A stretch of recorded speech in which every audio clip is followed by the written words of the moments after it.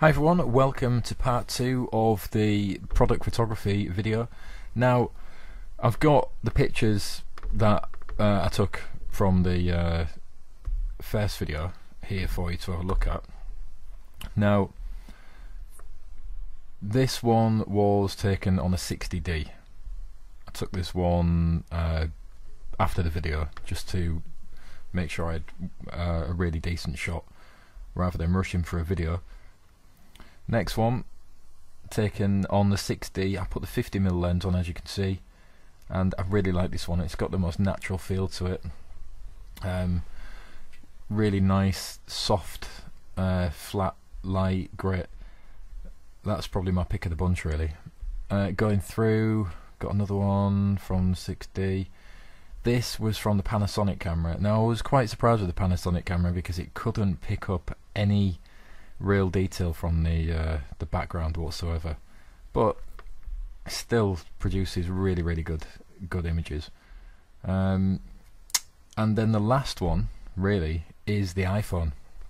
Now, I'm really quite surprised with this because it's come out quite well, and you know, it's an old phone. I think it's 3 years old, my phone, and it's pretty battered, and the lens has probably seen better days on it. But I imagine if you've got a newer iPhone, or one that's in better condition than mine, you get even better results out of this. Now, considering there's no equipment needed really other than an iPhone and a chair or a window and something to use as a background, pretty impressive results. So what I'm going to do, rather than edit each individual photo, I'll edit the iPhone photo. Now, this was what it looked like originally, and this is what I managed to salvage. So if I just reset it, we'll go through and edit this iPhone picture pretty quick. Right, I'll just crop off the background pretty quickly. One thing you will notice with using a little iPhone camera or something like that, because the sensor's that tiny, there is just noise everywhere. But it wasn't the brightest of environments really, so that what helped it. But you can always salvage these things. So instantly I can see it's really low on contrast.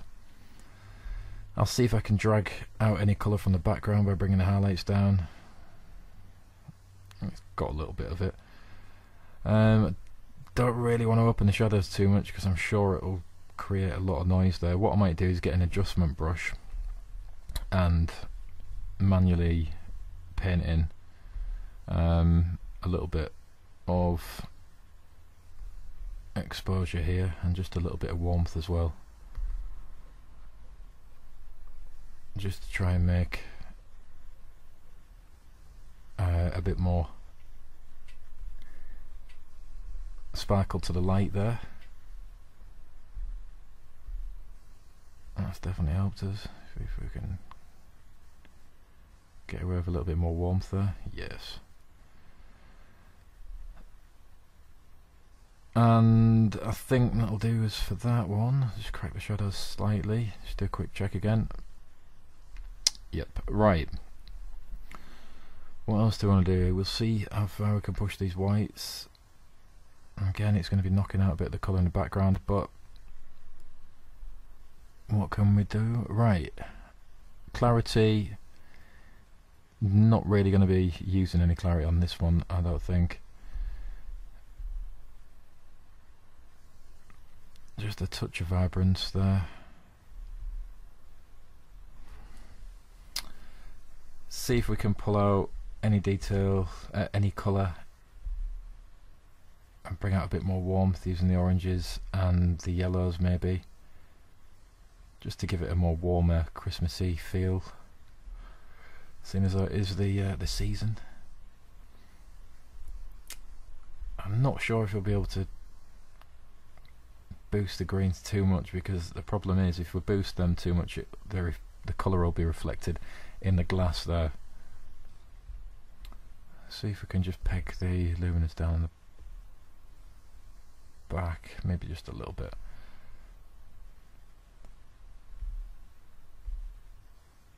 Yeah, that'll do. Right, see if we can sort out something to do with this noise, because really that is quite a lot of noise. Let's see, what Lightroom can do on an iPhone 4 camera. It's taken a little bit of a smoothed out the image a little bit too much for my liking, like, but add a tiny bit of sharpening, but all that's going to do is just bang in a load more noise, but never mind.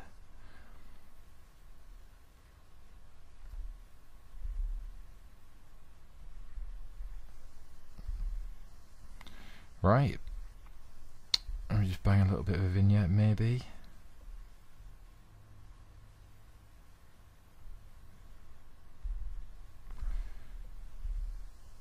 Right, so let's do a quick before and after. Right, so that's the original, straight out the iPhone, JPEG. And then this is what we've managed to salvage in Lightroom. Now, I just wanted to make this really just to show you how simple it is to highlight that pretty much my view on photography is it's just all about light, you know. Even if you don't have the best equipment, you don't have the best camera, you don't have the best lens, if you understand how to get the most out of light, even if you don't have any equipment whatsoever, lighting equipment whatsoever, then you can still take great photos. And this is all transferable into your everyday photography, whether you're shooting people or property or cars or whatever. You know, light is fundamental to photography, and the sooner you can start to build up a big knowledge base understanding of different types of light, then you'll definitely be on your way to taking amazing photos no matter what camera you're using. So yeah, thanks for watching guys. If you aren't subscribed already, subscribe and give us a like, and if you think any of your friends might benefit from this video, feel free to share it. And yeah, I'll speak to you all soon, and if I don't speak to you before Christmas, have a great Christmas guys, and I'll speak to you all in the new year.